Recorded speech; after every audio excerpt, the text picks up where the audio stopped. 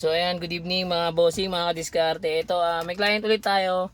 Medyo gabi na nga lang. Ayan, kung mapapansin nyo talaga madilim na. Ito, Sportivo Crosswind, parehas lang talaga sila. Ito yung pinaka main issue niya. Ito talaga laging nagsisira to. So ayan, palta na lang natin. Ayan, yung pagbaklas, ayan, tornilyo dito. Tapos ito, isa, pangalawa, tatlo.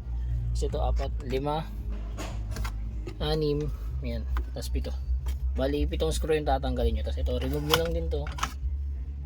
Then, itong isang part na to, nare-remove to. Yung pinakailalim yan. Tapos pag na-remove nyo yan, saka nyo mariremove yan. Basta tatanggalin mo na lahat ng tornilyo nyan. Ayan, tapos na tayo mag-install. 9 inches 100 yung naisipan ni Bossing pakabit dito sa ganda sasakyan sa Sportivo Crosswind. Parehas lang po talaga sila. Ayan, yung FM radio natin. Then, ginamit natin yung stock na reverse camera nung dating head unit nila. Ayan.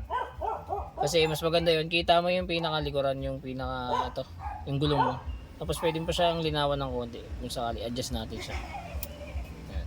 Tapos, meron na rin tong Apple CarPlay na Android Auto. Ayan. Ito siya. Ito yun. Ayan. Tapos meron siyang USB port dito, dalawa. Ito. Ayan. Pwede kayo dyan mag-charge or manood ng movie via USB. Ayan. Pwede ka na rito mag-Waze, Netflix, YouTube, Google Map. Ayan, meron na yan, man. Lalagyan mo lang siya ng Google account para mapag-download kayo na ibang apps na gusto nyo. Ayan. Sa mga gusto po mag-avail, drop message lang. And don't forget to like and follow na rin. Salamat, ingat, ride safe po sa lahat.